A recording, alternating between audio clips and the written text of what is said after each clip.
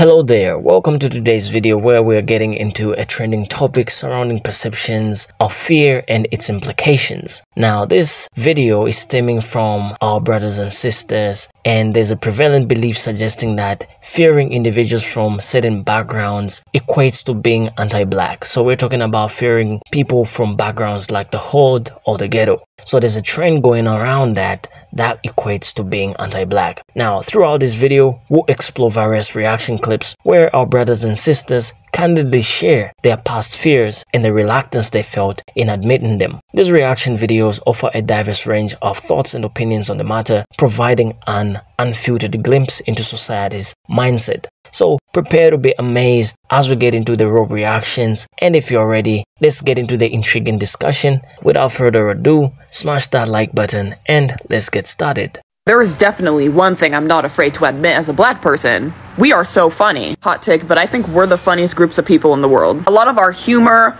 or especially a lot of our slang, so like ebonics, AEVE, you hear that everywhere. A black woman cries eyebrows on fleek. Every celebrity, company, and every person was saying that. The Montgomery Brawl memes.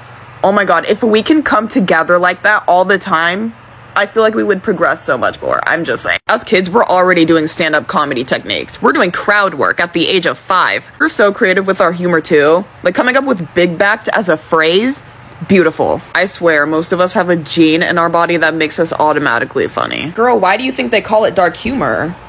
Because who rules humor? The darkies! I also think trauma does play a part in our humor as well. Like dealing with race, microaggressions, and stuff like that does add a little bit of extra flavor to our personalities. As a black person, I'm not afraid to admit that I don't with you black mothers that participate in this trend and got some negative to say about us.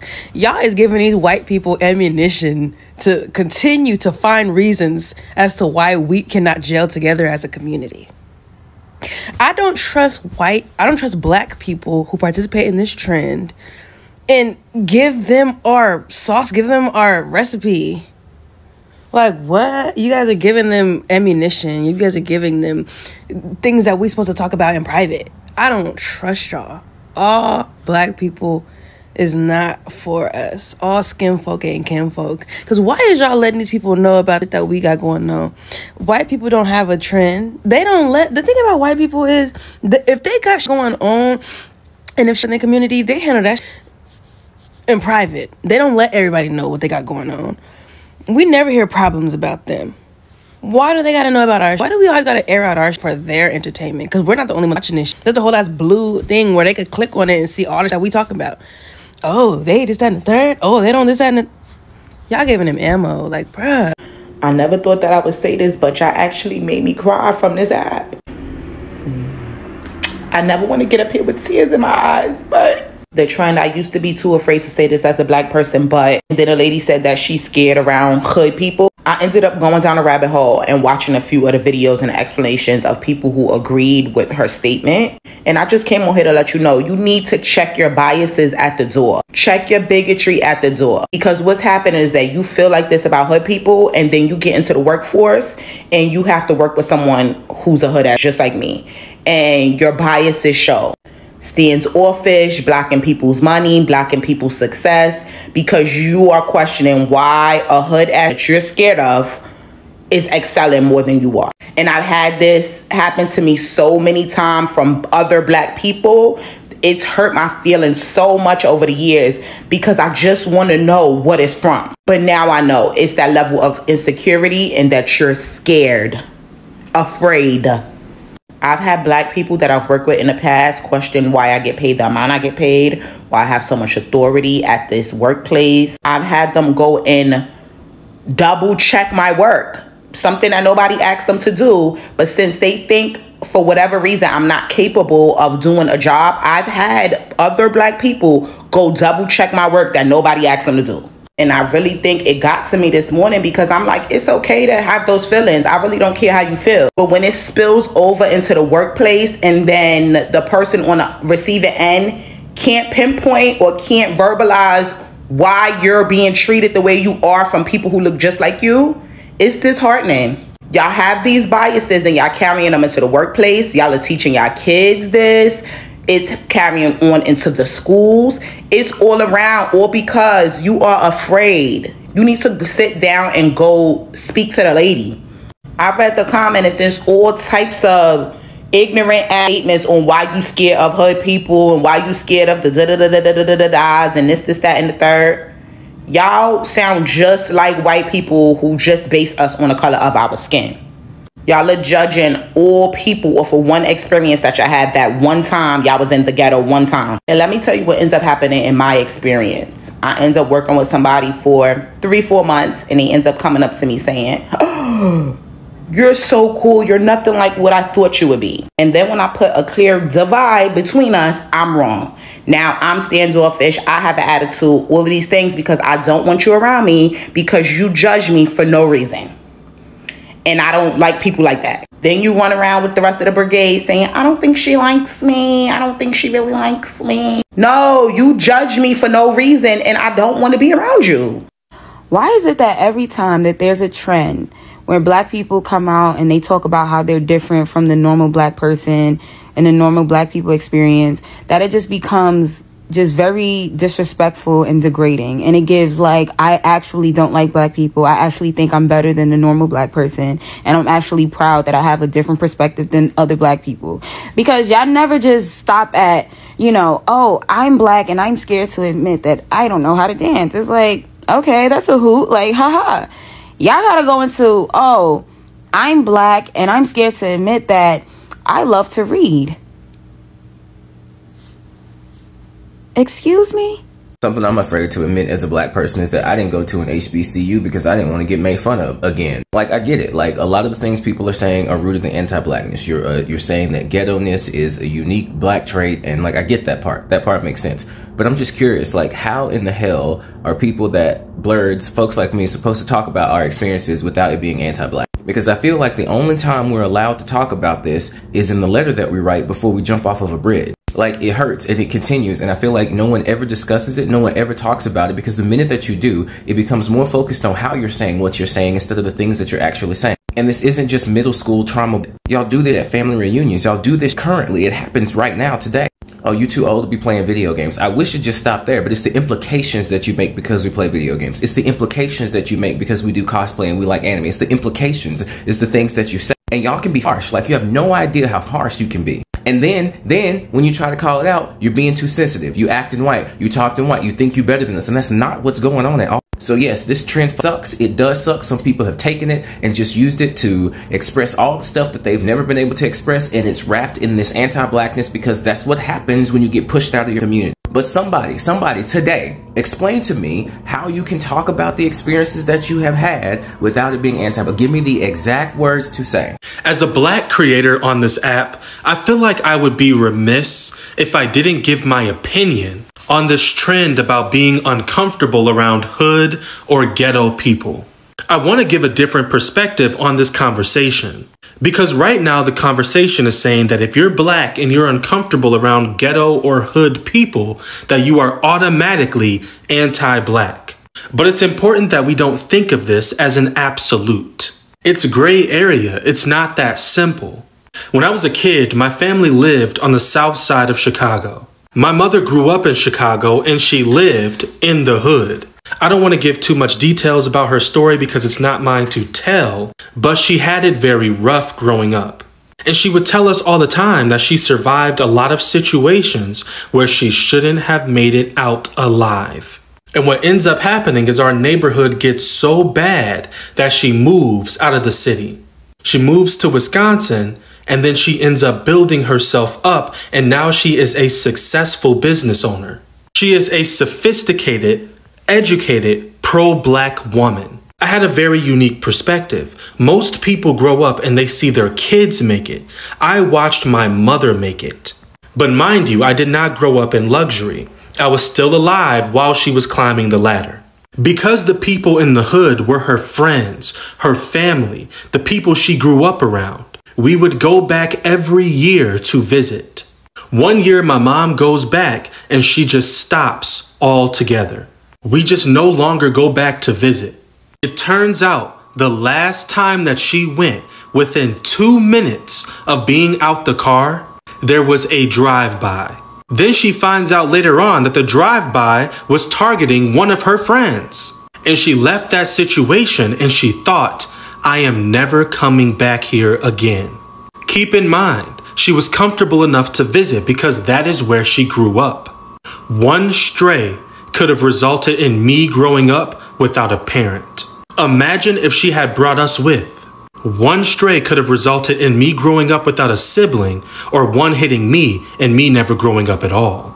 When you have things to lose, you have no business in those environments. It's not about you hating your own people. It is about survival. If I were to leave the suburbs right now and I were to go into the hood and something were to happen to me, everyone's first thought would be, why was he even there? And it's not even an exaggeration. 2 years ago, my cousin was hit with a stray and it took his life. And so it's frustrating to hear this conversation where people say, hey, if you don't want to be around hood people, if you don't want to be around the ghetto, you want to be one of them. You must hate your people. No, it's not about that. I have a son to make it home to. If you want to be friends with me and come to me, that is absolutely okay. I do not want to be in an environment where I cannot predict if they're going to pull it out. That is what people are feeling. That is what people are uncomfortable with. It's not that we're lumping everyone together, but it's more so that we're not able to predict the environment, or even worse, the temperament of who is in this environment. And things can happen in the suburbs, things can happen in the hood, but there is a higher probability of that happening in the hood. And I just want to add this in here too. Even this place that I live in, there is only one family in this entire building that isn't black. So it is possible to live in the suburbs, be around your people, and not want to be in those environments. This person said that they used to be afraid to admit this, but they're not afraid to admit it anymore. They get really nervous when they're around hood people. Now, I'm commenting on this because I am from down the hill. If you don't know what down the hill is, hold on. I suggest you Google it. Get familiar. I'm from Baltimore. Very hood. And I want to talk about this narrative that often comes when you are somebody from the hood, right?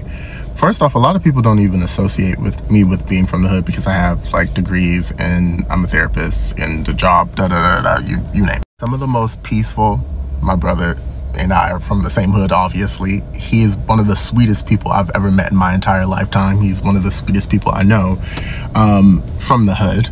Some of the sweetest people are from the hood. Some of the most peaceful people are from the hood. Some of the most creative, intelligent, thought-provoking, revolutionary people are from the hood. And reducing us down to the way that y'all reduce us, the way that y'all fantasize and glamorize about the hood, it's just really a disservice to yourself, not even just us. Beyond this being anti-black, which it is just like extremely hurtful when you say things like this, because there are people who come from the hood. We can't help where we're born, the circumstances that we're born into, but like to paint us like we are like people who are innately violent or anything like that, to perpetuate those stereotypes, it's just wrong. When I was in college, I remember, one, people think I'm from everywhere except for where I'm from because they see me as an intelligent person. But I've been in rooms where, because people assumed that I wasn't from where I'm from, when Baltimore was mentioned, like I would hear the most derogatory things from like, people are on drugs or violent and you name it. And that's just really not the overall experience. Does that stuff exist in the hood? Yeah, but that exists everywhere. It's just only one group of people who gets demonized and dehumanized and devalued because of it. Do better, y'all.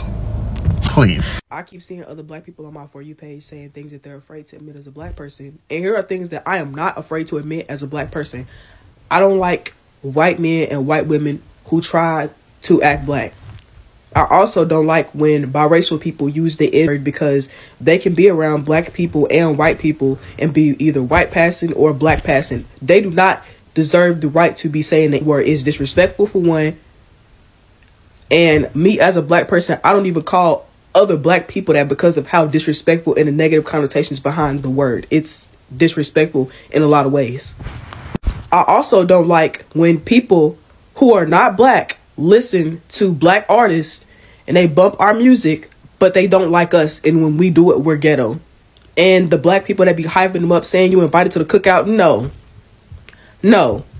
It's a class issue. As an African who partly grew up in America, my father always encouraged me to make friends with other middle-class people. People with two parents in the home who went to church. As soon as I mentioned a new friend at home, the first question always was, who are their parents? Do they go to church? And yes, what are they? Because people like that more or less had the kind of lifestyle and values that my parents were trying to teach me. People who fit that profile might have things to lose, so they're not going to get caught up in a lot of things. It was years later that I realized that my parents believed in this so much that even if we had to be the poorest kids in the nicest school district, that's what it was going to be. What you hang out around is who you become. It sucks to say, but if you hang out around 4 millionaires, you're going to become the 5th. If you hang out around 4 thieves, you're going to become the 5th. And hanging out with people who are ready to throw it all away in a second because, I don't know, you stepped on their shoe, because you spoke wrong, because you looked at them too funny.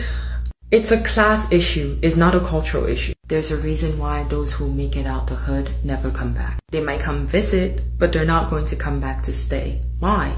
Because values are different. They have something to lose, and everyone else in the hood still act like they don't. I'm black and I'm scared to admit that hood people don't mess with me. And then white people often say that I'm not black enough. So growing up, I always felt like I wasn't black enough for the kids that looked like me, and that white kids felt that they could test me because I wasn't as hood or as ethnic as the TV shows and the media that we grew up watching. And this is something that really affected me for years, and I wasn't comfortable in my own skin around anyone until I was like in my mid-20s. This is something that I don't think people talk about enough, but I get it all the time on here. Oh, you sound white. You just only hang around white people. I'm like, nah, not at all. It's never been my thing, actually. Most of my friends here in LA are actually black. And it's crazy that this is something I've dealt with my entire life, but when I would go to the hood or go to like, Southside Chicago where a lot of my family is from, or I would go to some of the places in Texas that my dad had me living in Dallas, that was always the thing. And then when I would transfer to a new school, being a military brat, the white kids would always be like, oh, I thought you'd be blacker. And then in dating, bro, it used to get crazy. Girls would date me and be like, you're not, as tough or as hood or as black as I thought you'd be. These are all things I've dealt with this whole not being black enough thing. And it's something that's really gotten me over the years. So thank you, John Cannon, for sharing your take, because now I wanted to share mine. And yeah, man, let me know what you guys think down below. Is this real or is this just something that only happened to me? So in one of the reaction videos, a brother suggests that there is this stereotype that non-black people expect black individuals to conform to a hood persona, like one of those personas depicted in movies. And then he shares his perspective about how they say he's not black enough. These portrayals often stereotype black people as criminals or troublemakers. And once they see that you don't have that trait in you, then comes in the you're not black enough stereotype. And he shares his personal experience of being told he wasn't black enough, right? Highlighting the pressure to fit into this narrow stereotype. This video serves as a form of therapy for us black people, offering a platform to confront and discuss our fears and challenges in navigating these stereotypes. Okay, now let's address the elephant in the room. The trend about if you are avoiding ghetto or hood people, then you are anti-black. Now, I think being anti-black doesn't necessarily mean that you are anti-black if you are avoiding certain groups. But in my case, I think it's lacking the desire to hang around any black person, because not having the desire or the motive to be around ghetto people might just be because you don't want to be in certain environments, or you don't want to be reminded of certain things that you might have experienced in your past, and not necessarily that you are anti-black. Now, to give you a glimpse of what I mean by this, I'm gonna share with you a story of me and my ghetto friend that I grew up with in the same neighborhood, right? But he remained in the ghetto while I pursued a different path. His upbringing was filled with a lot of challenges that many of you might find horrifying. And most of the times he found himself asking me to mentor him or to teach him some of the ethics that I had, such as school ethics and composure.